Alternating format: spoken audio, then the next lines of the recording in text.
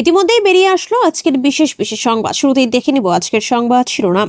রাজনীতি থেকে ব্যক্তিগত জীবন, মহা গেরোয় তিলিপ, বিরাট স্বস্তি তৃণমূলের। অসমে বড় জয় তৃণমূলের। মোদীর ভাষণ নিয়ে সুকান্ত। ফের সরব ট্রাম্প, ফের বিস্ফোরক কুণাল। এতক্ষণ দেখছিলেন সংবাদ শিরোনাম, এখন জানিয়ে দেব বিস্তারিত সংবাদ।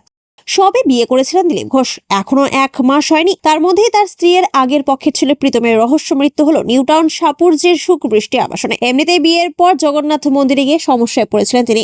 এর জেরে মহাসংকটে রাজনৈতিক পড়ে গিয়েছে তার রাজনৈতিক জীবন। দলে তিনি আপাতত কার্যত ব্যর্থ, কোনো মিটিং এও ডাক পান না। এমন অবস্থায় বিবাহিত জীবনের শুরুতেই বড় শক খেলেন দিলীপ, তা বলাই যায়। আসছি পরবর্তী সংবাদে। দিল্লির রাউস অ্যাভিনিউ আদালতে তৃণমূলের স্বস্তি। 2024 সালে এসিআই দফতরের বাইরে বিক্ষোভের ঘটনায় ডেরেক ও ব্রায়ান, সাগরিকা ঘোষ এবং সাকেত গোখলে সহ বেশ কয়েকজন তৃণমূল নেতাকে জামিন দিয়েছে আদালত। জানা গিয়েছে 5 জন বর্তমান সাংসদ ও বাকি নেতাদের 10,000 টাকার ব্যক্তিগত বন্ডের জামিন দিয়েছে। মামলার পরবর্তী শুনানি 21 মে। আসছি পরবর্তী সংবাদে। অসমের পঞ্চায়েত নির্বাচনে বড় সাফল্য পেল টিএমসি। 5টি পঞ্চায়েতে জয়ী হয়েছে ঘাসফুল। এক্সে অসমের তৃণমূল নেতৃত্ব ও কর্মীদের শুভেচ্ছা জানালেন টিএমসির সর্বভারতীয় সাধারণ সম্পাদক অভিষেক বন্দ্যোপাধ্যায়। লিখেছেন, এটাই শুরু। গত লোকসভা ভোটে অসমের 4 আসনে তৃণমূল প্রতিদ্বন্দ্বিতা করলেও জয় আসেনি। এরপর রাজ্য সভাপতির দায়িত্ব ছেড়ে দেন রিপুন বোরা। পরবর্তীতে অসমে ইনচার্জের দায়িত্ব পান বাংলার আইনমন্ত্রী মলয় ঘটক। আসছি পরবর্তী সংবাদে।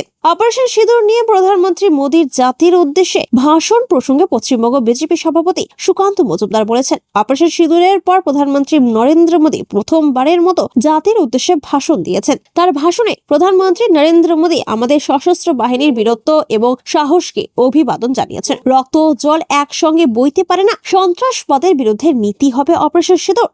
আসছি পরবর্তী সংবাদে। ভারত পাকিস্তানের যুদ্ধবিরতি নিয়ে ফের সরব হলেন মার্কিন রাষ্ট্রপতি ডোনাল্ড ট্রাম্প। বলেন, শনিবার আমার প্রশ্ন তাৎক্ষণিক যুদ্ধবিরতিতে মধ্যস্থতা করতে সাহায্য করেছে। আমার মনে হয় ভারত ও পাকিস্তানের মধ্যে স্থায়ী যুদ্ধবিরতি হয়েছে। আমরা গর্বিত। প্রচুর পারমাণবিক অস্ত্রধারী এই দুই দেশ। ভারত ও পাকিস্তানের মধ্যে যুদ্ধ পরিস্থিতি বজায় থাকলে বাণিজ্য ধাক্কা খেত বলেও জানিয়েছেন আমেরিকার প্রেসিডেন্ট ট্রাম্প। আসছি পরবর্তী সংবাদে। টিএমসি মুখপাত্র কুণাল ঘোষের দাবি অনুযায়ী এবার দীঘার জগন্নাথ মন্দিরে যাচ্ছেন বিজেপির বঙ্গ সভাপতি তথা কেন্দ্রীয় মন্ত্রী সুকান্ত মজুমদার। সোশ্যাল মিডিয়া পোস্টে কুণাল লিখেছেন, তার এই পোস্টের পর সুকান্ত মন্দিরে যান বা না যান, খবর সত্য। এর আগে বিজেপির উল্টো পথে হেঁটে দীঘার মন্দিরে গিয়ে বিতর্কে জড়িয়েছিলেন দিলীপ। তার টিএমসিতে যোগ দেওয়ার জল্পনা তৈরি হয়েছিল। এবার কি সুকান্ত একই পথে? প্রশ্ন উঠছে রাজনৈতিক মহলে।